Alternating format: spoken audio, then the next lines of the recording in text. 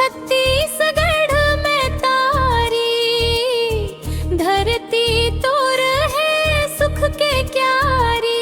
नदी पहाड़ जंगल झरना सुघर लागे तोर फुलवारी।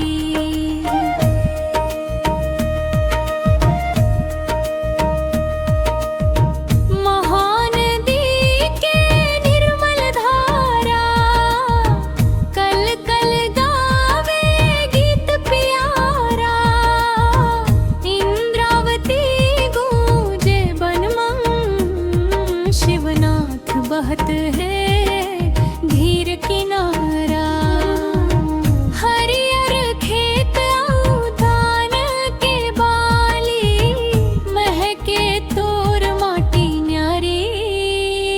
जय हो छत्तीसगढ़ महतारी, जय हो छत्तीसगढ़ महतारी।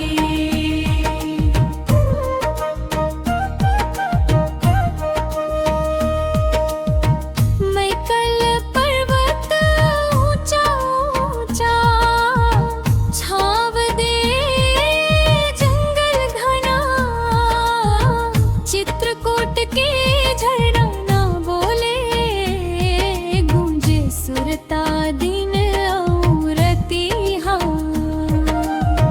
साल सरई के बन लहराए कोयल गावे तान सुहारी।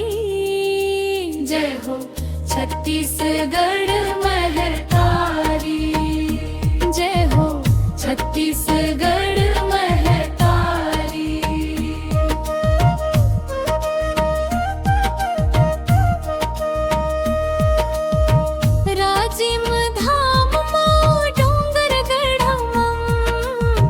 भक्ति के ज्योत जलत है।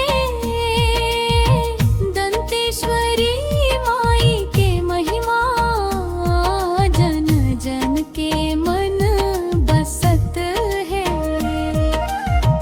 मंदिर घाट तीर्थ धामी गाथा गाथे संस्कृति भारी। जय हो छत्तीसगढ़ जय हो छत्तीसगढ़ महतारी।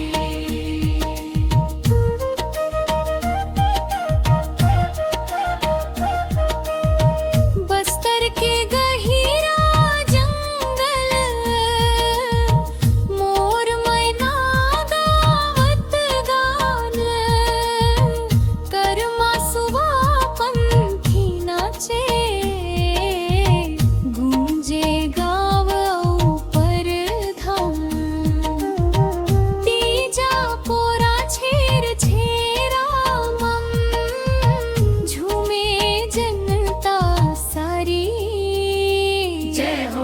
छत्तीसगढ़ महतारी, जय हो छत्तीसगढ़ महतारी।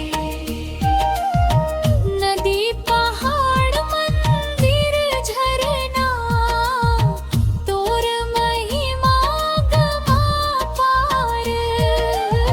धान के कटोरा हाथे दुनिया तोर जय जयकार हजार। जय हो छत्तीसगढ़ महतारी, धरती तोर है सुख के क्यारी।